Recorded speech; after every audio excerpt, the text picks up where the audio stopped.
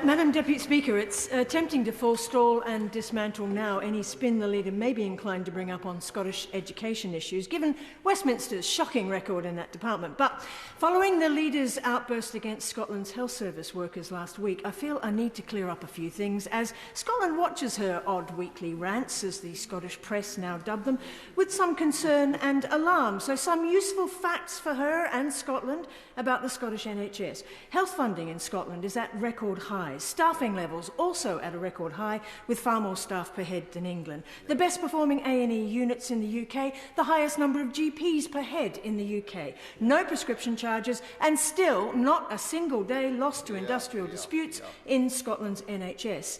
Of course, there's always room for improvement, but as the leader reaches for her latest penny dreadful script, she can rest assured I will always be happy to set the record straight wherever her imagination takes her. Meanwhile, her government plumbs new depths with its immigration panic measures, so damaging in particular to Scotland. One of the Daily Telegraph's columnists, Tim Stanley, has written on this. My friend has messaged me in a blind panic. If you fall in love and marry someone from overseas, do you have to have an income of £38,700 to settle them here? Something like 75% of us earn less than that. Is it fair to limit family formation to the rich? Is it conservative to divide families, he asks. Of course, it's fine if you are rich, it seems, so maybe it is.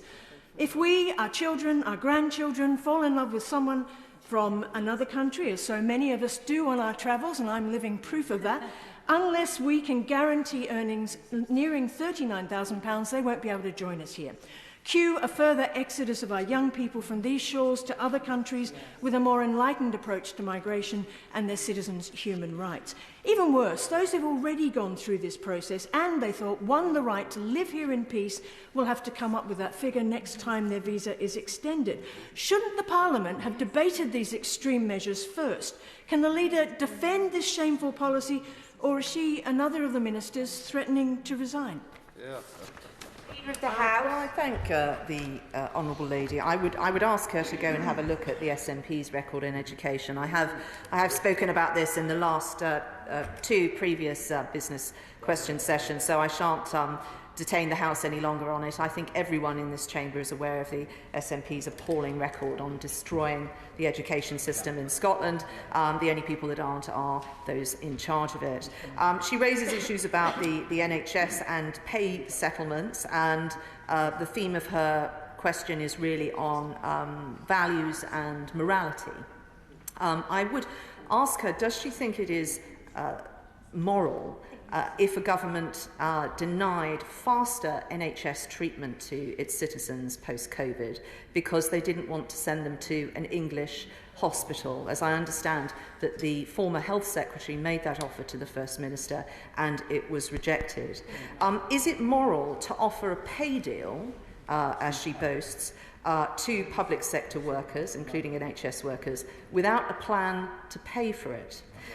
Come to think of it, is it moral to withhold funds designated for business rate relief from those businesses?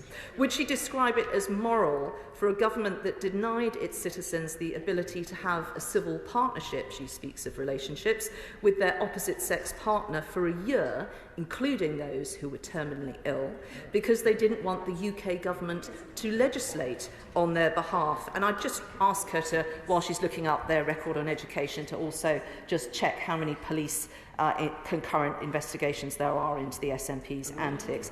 Due to the Honourable Lady's party and its antics, her quest to take the moral high ground, I'm afraid, is stuck at a subterranean level. But given that she is also, is standard SNP operating procedure, played the man as well as the ball, I will just set the record straight in terms of my own record with regard to refugees. I spent 2 years, time over 2 years, in the Eastern Bloc after the Romanian Revolution, looking after the most desperate and vulnerable people.